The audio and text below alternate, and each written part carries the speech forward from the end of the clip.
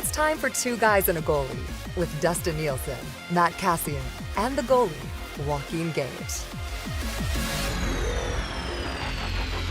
Happy playoffs, everyone. How are we doing? It's time for the National Hockey League playoffs, and the Edmonton Oilers are in, and they're, from a betting perspective, one of the bigger favorites in the opening round. And we've got it all to discuss today on Two Guys and a Goalie, brought to you by our partners at CoolBet. Sign up for an account, use the code number 2 in the word guys, and you will get a little plus when you sign up there with CoolBet. So use the bonus code 2guys and get hooked up when you sign up at CoolBet. Guys, what's up? Are you ready for the postseason? What do you got? I'm so excited. I'm ready for this. The games actually matter. They actually count. Takes me back to playing in the playoffs and how much fun it was. I was a little sad on Sunday. If you would ask my wife, she was like, yeah, you were blue on Sunday. And I was a little blue because I think I got so, and still am so excited for the playoffs that I felt sad about not actually getting to play in the playoffs. And I always I always have my blue time, like where I really, really miss playing right around training camp time, like the start of the season. And then playoffs. I always, have a day or two where I just feel blue and sad. I'm like, I miss playing. I miss like that atmosphere, especially in Canada. Like the Canadian playoff atmosphere is just so unbelievably fun. So I'm super, super pumped for it. Really, really excited. Going to be great to be able to watch this and have fans in the stands and be a part of it. It's awesome. I'm pumped up, guys. Gager, what about you, buddy? Oh, I'm a half glass half full kind of guy, because the late starts and the amount of beverage consumption, it's I'm looking forward to it, but I know this is going to be a long haul here. Like we were talking about before, what type of sports week this is, with all the other things going on and the extracurricular stuff. I mean, Cass, we're getting playoff Cass at Hockey Helps the Homeless, it seems like. So, geez, you might want to put him on your team, boys. Cause, I'm going to be all fired up for that. Yeah, you're going to be going in the top 4. It's going to be an early pick. Cass is so sad about the playoffs. He's going to be fired up for Friday for Hockey Helps the Homeless. That should be a pretty good time. What's the plan for tonight? You guys going to the game? What's the deal? How are you guys watching it? What are you doing? Well, I was asked to I'm meeting a fan bus tour at First Round downtown. Nice. And so I'm going to mingle with the people and get ready for tonight's game. Get down there around 6:30. Get well lubricated. Make sure everyone's fluids intake is all right. And then I believe I'm drawing a name for one of these people to go to the game that night. So perfect. Really exciting. So I can't wait. Maybe I'll try to take down the Great One Burger while I'm at it. Why not? Well, if I get down there early enough, I might pop by. That's not far from the rink, right? It's a quick little walk right down there. It's a driver pitching wedge, maybe. Yeah, maybe I'll get one of those scooters. I'll ride one of those scooters down. There we go. That would lead to serious injury. Are they everywhere again? Are they out? Have they brought I don't the know. scooters back? I would assume it must be time. A playoff scoot. Why not a little playoff scoot? Yeah, that'd be okay. Cass, what about you? You watching at home with the kids tonight? You going to the game? I'll probably watch at home with the kids today. I think my plan is if we get to game 5 here, I'll start to head down to the rink and check them out, which would be awesome. Here's a development is my oldest. Because we were talking about watching how it's the playoffs and watching it, and she's wearing her Connor McDavid shirt to school today. Yeah. Because it's game day, so she wanted stuff too. Yeah. Yeah, she wanted to wear it, and she started chittering at me. She's like, "Dad, you need to take me to a game. How come you haven't taken me to watch a game?" I'm like, "Well, honey, we're gonna sit together and watch this one on TV. Like, I want to watch this one on TV with you." She's like, "But Dad, that's not going to a game. Like, I want to go to a game." And so I'll probably have to take her to one here coming up too. If the playoffs would be fun. The only thing, like my hesitancy in taking her to a playoff one is like if she like poops out because she's normally sleeping by 8 o'clock. You're gonna miss it, yeah. And all of a sudden having to leave at like 8:30 or 9 would be like the worst thing in the world. That's a super late start for kids, man. Really tough start for kids. Tough. So I'd rather let her like stay up and watch the first period with me, and then make her go to bed at the intermission. I'd like to take Marshall, but he only likes going to the games if his mommy and sister are there too. and Daddy can't be paying $1,600 to take the family to a playoff game. So if we're gonna watch it as a family and be at home, I'll be at the game tonight in the press box. Though, if they'll have me, we'll see how it goes. It should be fun. But I'm a little nervous about that. I could see them rejecting my my press pass. Yeah, so we'll see. You just push your way through, Cash. You'll be all right. All right, we've got a bunch of different things to get to. We're going to try to hit on the other 7 series kind of quickly, a prediction, maybe a quick storyline there. But we got some time on the Edmonton Oilers for sure. Oilers and Kings. I've heard, obviously, today on our show, there's still people texting me like, I still can't trust these guys. Kings in 5. And then, Mike Johnson on Friday described the Oilers as a significant favorite in this series. Cass, what's the key storyline for you heading into this series, and how confident are you that the Oilers can finally get it done this time around? I'm pretty confident, actually. I would peg it at Oilers in 5. That's okay. That would be my call in the series. It could go to 6 if Jonathan Quick steals an extra one, I think. The key storyline is going to be, can LA centerman contain Edmonton centerman? That's going to be it. Can LA stifle the Oilers enough that they create some opportunities for themselves to score? Because LA doesn't score a lot of goals. They don't generate a ton of offense. What they can do is stifle you a little bit and then try to be opportunistic. If they can do that to Draisaitl and McDavid, then they have a chance in the series. If they cannot, Edmonton's going to run away with it. So I think Edmonton's got a big upper hand here. I think injuries obviously hurt LA. Heading into this, they're a lot more banged up. Other wild card factor is Darnell Nurse's actual health. Not what they're telling us, but how is he actually? I thought he looked, watching clips from practice the other day, I thought he looked a little ginger on it, like where he was moving all right, but it wasn't. There's still some hesitation, and maybe that's just why risk re-aggravating it in practice and just getting a feel back a little bit. So there's a possibility that it is fine, but if he goes down, then it becomes, I think, a little bit more challenging for Edmonton as well. But with the information we have right now, I'm saying Edmonton in 5, and I don't think LA is going to be able to contain McDavid and Draisaitl. Gager, where do you come out in their ability to slow those two guys down? And are the goaltenders storyline number 1 for you? 2 older guys who've kind of found it as of late. Yeah, I mean, I think there's. You look at the goalies and it's an even matchup. I don't think there's an edge one way or the other. I guess if you really nitpick, I guess you might give it to Quick just because of his past experience and winning 2 cups. But like Cass said, one of the things that I'm most interested in is how Danault and Kopitar handle Draisaitl and McDavid. And that's going to be one of the keys is Danault's play. Can he repeat what he did last year in the playoffs, which was a masterful job of shutting down some of the best players in the NHL. So, but the one thing I do want to I'm kind of interested in looking at is the coaching matchup. You had the old, they say from a long time ago in a galaxy far, far away, the Sith, they had the rule of 2, one to have the power and the other one to crave it. And I think that's what you had back with these two, and an awesome matchup where they want to one up one another in this. They'll say whatever it is in the media, but this is a coaching battle that I'm really curious to watch, because if I look back and see Tippett, like Bubble Tippett, from his stoic presence throughout that whole regular season, and then when he got to playoffs, all of a sudden he's running up and down the bench and seemed like he was just a little bit. Yeah. He didn't have that calm demeanor. Yeah, and so I think the coaching is going to be one of the key factors in this series for sure.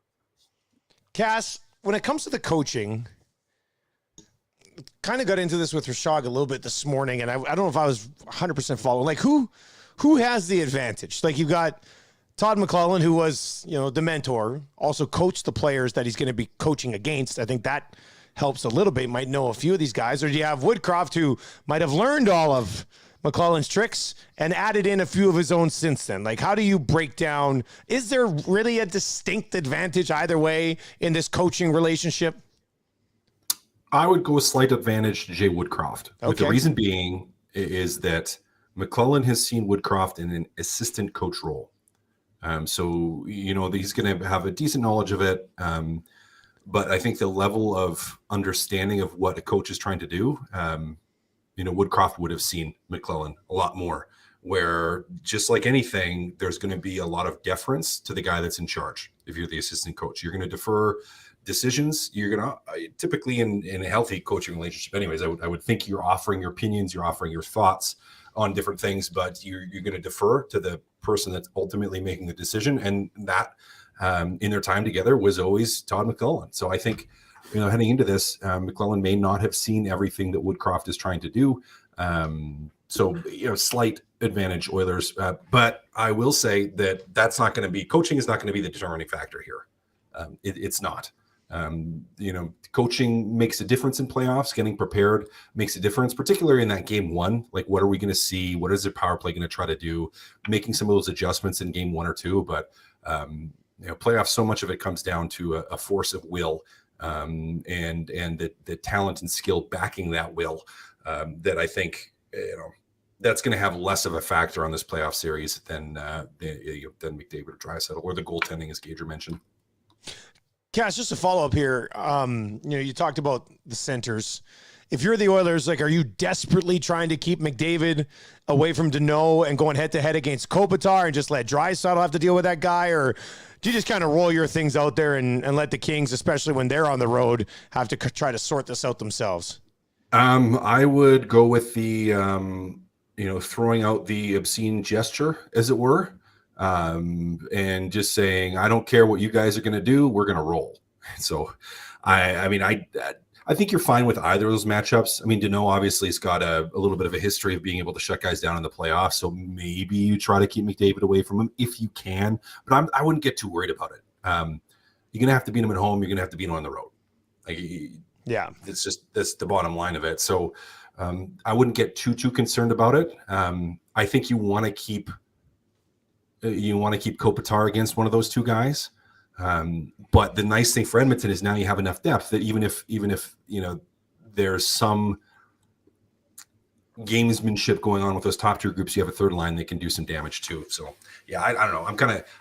I don't want to say throw caution in the wind, but I'm not overly worrying about that if I'm Edmonton. It's like, okay, well, if that's there and maybe I can have McDavid on Kopitar instead, that's what I'm going to do. But the reality is both Kopitar and Danault are good centermen. Like, they're good centermen that play responsible defensive hockey, and you're going to have to find a way to beat them both anyways. So it's kind of like, whatever. As I said, throw up the obscene gesture and say, screw you guys. We're going to do our thing, and we're going to go play. Okay, a couple other things I want to get to. Outside of Draisaitl, McDavid, and Smith, which other player do you think could end up being, I don't want to use hero because I don't know how many round one heroes you have, but which other player could end up being maybe a surprise difference maker for the Oilers in this series, do you think? Who's got the Pisani juice? That's what you want to know. Yeah, who's drinking the Pisani juice? Yeah. Who's drinking the Pisani juice? Well, I'm going to go with young Kyler Yamamoto. Okay. With this. I think that this kid's feeling it. He's got a smile on his face. Great last 20 games of the season. I think he's got a six pack of that stuff somewhere in him, and that it'll be fun if he just goes off in this playoff run, because it would make me look good. Cass, what about you, buddy? Who's your guy? You know what? I heard you talking about this on the radio this morning, yeah. And my first instinct is the one I'm going to go with, and I said Warren Fogle. Oh wow. He's a guy to me that I think he spent a little bit of time heating up, playing a lot better the last couple of weeks than we saw him playing earlier in the season. And he's just got that type of player mentality and chemistry where it's like he could get something rolling here and be kind of that unsung hero, surprise-making guy that starts to find a way to put some pucks in the net and makes a difference. All right, here's the other thing I'm wondering about. This team, 14-0-1 in the last 15 at home. Mike Smith's playing great hockey. Overall, they're winning games. They've got the connection with little Benny that just is like this great vibe around the team. I think Woodcroft today in his availability said it feels like a brotherhood in that dressing room right now. You got the song, and they play La Bamba after games and everything. And how important is that vibe?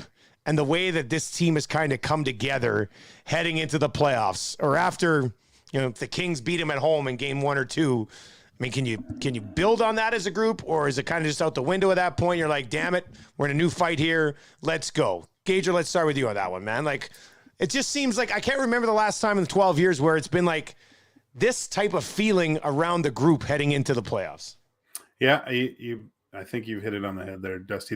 There's definitely an aura of team that we haven't seen with the Oilers going into playoffs, I think, or just for the past few seasons for sure. One thing really sticks out in my mind was I believe it was the game Mike Smith got his second back-to-back shutouts, and of course at the end of the game you see all the team jump off the bench to going towards the goalie, and Mikko Koskinen was going to the other end of the ice, and I was like, at first I was like, what is he? Where is he going? But actually, Mikko Koskinen went down to the other end, grabbed the puck, and brought it back to Mike Smith. Right, and these two have been battling to be number one guys for a long time here, and that type of camaraderie that you have between goalies on a team, that really surprised me. And him giving Mike the puck and their embrace afterwards. These two guys, I think I'm sure they both want to play all the time, but I think they also know that there could be a possibility of one guy having to get in there and performing well. So that's just a huge sign to me that how close this team actually is. Cass, what do you think? You were around. I mean, that one Ottawa team you're on. I mean, that was that vibe, wasn't it? Like it was kind of like that, wasn't it? It was definitely that vibe. I mean, it was the pesky Sens. But lots of guys will play on a team and not have that vibe for a long, like maybe ever, right? Like it feels like you guys had that in Ottawa, kind of like they got it here right now. We had that, and we were low seed heading into that, right? I mean, we were major underdog, like heading into that first round against Montreal. But towards the end of the year, like that was the mentality we developed and the identity we developed, where it's like we don't care. We don't care if we're down 1 goal. We don't care if we're down 2 or 3. It's like, no, we're just going to do what we do. We're going to come at you. We're just going to be feisty. We're going to try to do the little things. We're going to try to play the right way. We're going to play hard. We're going to get pucks to the net, and we're just going to grind you down and grind it out. And every single guy was on board with that. Every single guy was. It was about the team. No one was playing selfishly. No one was thinking selfishly heading into the playoffs. And I think we had great success in that first round because of it. Now, we weren't nearly talented enough to beat Pittsburgh in the second round. They were just way better than we were. But we still just from a grinding mentality, like had that all hands on deck mentality to it. And it served us well. And I would say my observation of Edmonton as a group right now seems to have that mentality. Similar to it, not in that they're not a pesky Sens team, like different style of team, but different style of team and way more talent clearly on that team because I'm not on it. So, but just from a feel, like how that dressing room seems to feel and the type of cohesiveness that seems to be in that group right now, I would say I see a little bit of that, which is good. It's encouraging. It's one of the reasons I'm so excited for this group. All right, last one on this series, and then we'll whip around to the other ones. Is game one tonight any more important than any other game one because of the way that they went out last year against Winnipeg? Or is it just like any other game one? Like if they lose game one tonight, I know the fan base will be texting and being like, man, it just goes back to that Winnipeg thing. Like even if Jonathan Quick, just like Hellebuck, that's going to be out there. But for the group, different coach, key players have been added to this group. I don't think it is, but what do you guys think? Do you know which game's the most important game, Dusty? Whatever's up right now. The next one. Yeah. Whatever's here. Yeah, just like it's like whatever shift. Well, you know what shift is most important in the game? The next one. Right? Like it's whatever's right in front of I usually save the juice for the third period in rec league, but yeah, I guess. It really is. That's to me where it is. So I don't know. I don't think they're going to sit on that at all. Different team, different group, different players. Gage, what do you think? I would have thought it would have been, but after these last like 12 to 15 games, and the key thing is the response after a loss. And there was an overtime loss in there, a bad game against the Wild, I would say, and the response after was so good and dominating. Where that's the most impressive thing. Like you'll hear teams say good teams never lose 2 in a row, right? Like you hear that in the dressing room all the time. And that's what the Oilers have done. They've had great responses after a loss. So to me, I don't think that's going to affect them as much just because, well, they have some guys in that dressing room who have been through some good battles, right? With Keith and Kulak, especially being down 3-1 last year to the Leafs and coming back and winning. So there is some experience of the playoffs and how to deal with the highs and lows for sure. All right, guys, let's take a look at the other three conferences in the West, and then we'll head out to the East, the other three matchups in the West, I should say. And let's just stay in Alberta. Calgary, Dallas, Cass, how many games and what ends up being the determining factor in what you think this series ends up being? Calgary in 5. So they'll take another 5-game series here. And the determining factor is, well, I don't think Calgary has too much more of a level from the way they've been playing. Like, I think they're pretty much playing at peak. I do think there's enough there defensively to stifle any of the offense that Dallas has. You know, Pavelski, you look at some of the guys that have had a good run. They've played well down the stretch for Dallas, but I just don't think there's enough there to truly make a big dent in Calgary over a stretch. So I'm saying Calgary in 5. Gager? I think this series goes 7. Calgary winning in 7. Yeah, I just looking at the way the Stars play, they've been playing that playoff hockey for a long period of time, and they're opportunistic. That is it Richardson? Just what a phenomenal player this kid is. Wow.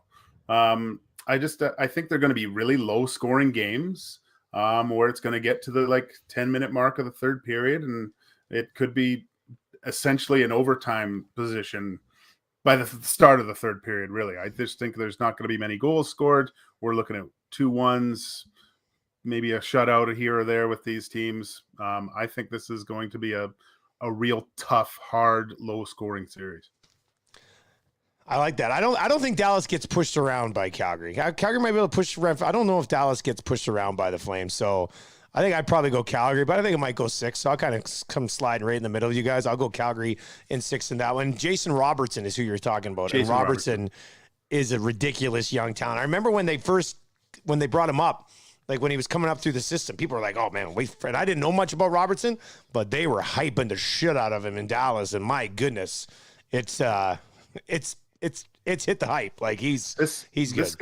This guy's going to score 50 next year. I bet. I'm going to call. You like him that much when you watch him, eh? Yeah. When he shoots the puck, it's on another level, and he's got one of those shots, like those great scores, where if the goalie doesn't make a save, it's going in the net. It's ridiculous. This kid. Colorado, Nashville. Cass, is it close? No. I'm gonna. This is a big step out on a limb, but I'm going Colorado in 4. Yeah, no UC Saros hurts. Like that hurts. Yeah, no Saros hurts. I'm taking Colorado in 4. I think Nashville gets a game, but I'd probably go Colorado in 5. Gager, what about you, buddy? Flipper, the stick flipper, is going to look like Denny Lemieux after every period. And call Detroit, tell them to trade him right effing now, because he's going to get bombarded. Colorado in 4. Couple of sweeps. I'm giving Nashville a little. I got to give Roman Josi a little bit of love. Dude had 90-point season on blue line. Got to get it done in one game. Okay, and then the other one. This is a really good series, man. Minnesota, St. Louis. Cass, I feel like you're going to go with Minnesota, right? Go Mini in 7. Mini in 7. This is the one, aside from the Edmonton series, across the whole league that I'm most excited for. This is going to be a great series. I've been talking about it for a while. Like, the two good teams both have offensive potential, both have defensive potential, both play a really up-tempo game. Like, they both play fast. But yeah, I'm taking Mini in 7. And it's gonna be fun. And I think goaltending is the reason. That's the one advantage there. I think if you can roll out Marc-Andre Fleury, you're going to be in a pretty decent spot. Gager, you got to side with the goalie here too, don't you? Yeah, I'm going with Mini too. It's this. I was talking to a friend of mine. We were talking about different playoff formats, and I thought maybe like a Olympic structure where every 4 years they just go 1 through 16. So you could see someone completely different in the play, because this first round should have been way further along in the playoffs in my mind. This is just two really good teams, and it's a shame that one of them is going to have to exit after the first round. I'm on Minnesota in 7 as well, maybe 6. like St. Louis won all 3 games against Minnesota this year, but Minnesota didn't have Cam Talbot, didn't have Marc-Andre Fleury in any of those 3, I believe. So I think with Marc-Andre Fleury between the pipes, Minnesota could be tough to deal with. We'll get to our cup picks here in just a little bit. But let's slide on over to the East, guys. Let's start at the top. Florida Panthers, Washington Capitals. Cass, you think the Caps put up any sort of fight against the Panthers? Panthers in 5. Panthers in 5. I mean, I think you're getting Ovi back, but he's not 100%, I don't think. Not up to speed. Yeah, I mean, you maybe win a game there, but I think Panthers in 5. Danger? Yeah, I'll agree with Cass. Probably, I would say probably 4. I don't think they can withstand the pressure of the Panthers here. It's too bad because I think my favorite person to win a Stanley Cup is Alexander Ovechkin. That could be a whole TV series just on that for 2 weeks after a playoff. And nowadays with all the Netflix series and stuff, they would do that, right? Like, yeah, wouldn't that be great? Take 2, Ovi with the cup again. Vegas will never be the same. Yeah, I can't get away from it. Like, I know we want to maybe have a little bit of debate here, but Florida in 5 probably. They score like 4.5 goals per game at home, guys, and they're gonna have home ice the entire way. So I'm on Florida in 5 in that one as well. Boston, Carolina. This is a very interesting one. I've seen quite a few people. The trendy pick right now is almost Boston because of the current goaltending situation in Carolina. Cass, do you side with that? Are you going to roll with the Bruins here or what? Well, if they don't win, it's because Freddie Anderson being banged up. But I still got to go with Carolina, and I think it's Carolina in 6. So it's going to be a series, it's going to be a tight one, but I think Carolina still has the oomph to get there. I gotta think Boston's gonna have a big upset. There's always gonna be an upset, and this is the one I think it's gonna be. Just because if Freddie Anderson doesn't get back in there, I have a feeling that the Hurricanes aren't gonna last that long. I'll say Boston in 6. Looks like tonight's starters are Ullmark for Boston and Antti Ranta, who's a little banged up himself and is always hurt. Anyway, he's confirmed to start tonight. If they can at least get Antti Ranta, I think Carolina can still win this series. So I'll go Carolina. I'll go Carolina in 6. I'm going to say Carolina wins that one in 6. We'll save that Toronto-Tampa and we'll wrap up with that. Let's go Pittsburgh and the Rangers, guys. Who do you like in this one? I like the Rangers because I don't think Tristan Jarry's back yet, is he? No, I don't believe he is. He's not. So I don't think that's tough. Yeah, so it's so weird. All these goalies going down 2 weeks before playoffs. Like, put these guys in cryo freezing. This is ridiculous. I think now that the edge goes to the Rangers in goal, and the Rangers are a hot young team, man. They're good. I think they're going to pound the Penguins on this one. Cass? Yeah. I thought this one was going to be tight. I thought this, even with Jarry being out, I thought this one's going to be tight. I think New York still squeaks it, but I think it takes 7. I'm going to say Rangers in 5 on this one. I think the Rangers Rangers 5. Rangers have just quietly been a really, really steady, good team the entire season. You're like, other teams were up there and then they kind of fell off. And the Rangers never put themselves in this conversation where, we're sitting there going, wow, if Florida's in trouble, I think I'm going to have to play New York somewhere. Like, that's not how it's been. But they just had a really, really good season. And they've got one of, I guess any goalie can get hot for 2 weeks and steal a series. If you're playing in the National Hockey League, you should have the ability to just go on a heater at least for 10 days. But Shesterkin's the type of guy who I think could take you on a heater for 2 months. So I'll go with the Rangers in that one at 5. And then Toronto, Tampa. According to our friends at CoolBet, you can actually get plus money on Tampa Bay right now. So huge shout out to Leafs fans who keep hammering the Leafs and allow us to just get better numbers on Tampa. It's amazing. I'm on Tampa. I think Tampa wins this thing. I'm going to say 6. I know people might view it as a slight to the Leafs here, but the Leafs don't have Andrei Vasilevsky and the Leafs don't have Victor Hedman. And those two guys have been the driving forces in Tampa Bay's success for the last couple of years. So I'm going with Tampa in 6. Where you guys come out on that series?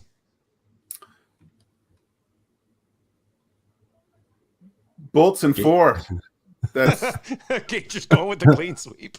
it's like they're gonna lose tonight, and it's gonna be just hellfire raining down on them.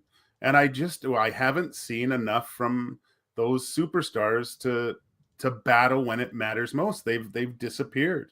I mean, I think Marner hasn't scored a playoff goal in 18 games or something like that, right? So, man, if you were going to say every game, this is a huge game for the Leafs, but like you said, Dusty, the goaltending, Hedman, the forward group, the grit, they have just way more sandpaper than the Leafs do, and the experience. They're going to take them into the deep waters, and they don't have life jackets. Cass, give it to us. We'll leave you with the final word on this series. Final word. You're going to take the Leafs, aren't you? You two-timing bastard. No, you think I'm going to take? I will never ever take the Leafs ever. No, you wash that mouth out with soap, Dustin Nielsen. Get that crap out of your mouth. I was going to take Tampa in 7. That was my plan, so I'm going to stick to it. That was my going in. I thought it was going to be tight. I thought it was going to be close. But I think you get to Game 7, and you got the Game 7 machine goaltending from Vasilevsky, and the guy's a stud in those situations. And Toronto loses 7 games. All right, let's wrap up the episode like this. Stanley Cup finalists, Stanley Cup winner, Conn Smythe. I'll give you guys a second to think about it. I'll just bang this out quickly. Florida, Minnesota. Florida wins. Barkov the Conn Smythe. You're stealing my thunder. Yeah. I had Florida Mini. Oh, damn it. I picked Mini all along to beat not if someone beats Colorado, it's going to be Minnesota. So I was just being sneaky with that, and I was going to say they're going to do it. So I was going to say, Mini in the West, Florida in the East. Originally, I had Carolina. They had too many goaltending issues right now. Yeah. I'm stuck with them all season, but until Freddie Anderson was banged up, so I was going to stick with Florida. But I was going to go Huberdeau as the Conn Smythe. There we go. Gager, be different. Well, I got to think that Colorado's going to turn the page this year. I'm going to go Colorado, Florida, and Nathan McKinnon, Conn Smythe. He's going to put everyone Colorado on his back, wins it. and Colorado wins it. Let's go for the ride, boys. Makar, man, McKinnon, Rantanen, Landeskog. I like it. They are a good team. They are a good team. I can't wait, buddy. It's Florida's gonna shit the bed, lose to Washington in the first round. We're all gonna be sitting there going, what have we done? I don't think so. I think Florida pushes it. Florida, Colorado would be a hell of a final. Oof. I think if Minnesota, St. Louis might be Minnesota's toughest test. St. Louis has beat them all 3 times this year. I think Minnesota could take Colorado down, and I don't think Calgary or Edmonton, if Edmonton's there. We know Edmonton has a little bit of a matchup problem, but I mean, the playoffs are a different beast. I just think with Fleury behind them, I think that's going to help bolster the Minnesota Wild quite a bit. So it should be a pretty good playoff run. That's going to do it for our playoff preview right here with 2 guys and a goalie, brought to you by our great partners at CoolBet. Stay cool and bet responsibly. With that, hammer the playoffs. All right, there is some money to be made here. So stay cool and bet responsibly, but hammer the playoffs. There's lots to bet on there. Gager, you have fun tonight at first round, buddy. I will. Just if it does get to the situation where, who knows, if Edmonton is playing Minnesota, I'm undefeated against them, so I can make my services available too. What's your record against them? 2-0. 2-0. Okay. Yeah. Jeez. That is undefeated. Nice work. Who'd you beat in the net? Who's in the other net? Do you remember? Was it Rolston or Noodles, Fernandez? Noodles and Fernandez. Manny Fernandez. That was that expansion year, right? Those were their 2 goalie expansion picks. Yeah. Yeah. Well, that's good to know, buddy. Yeah.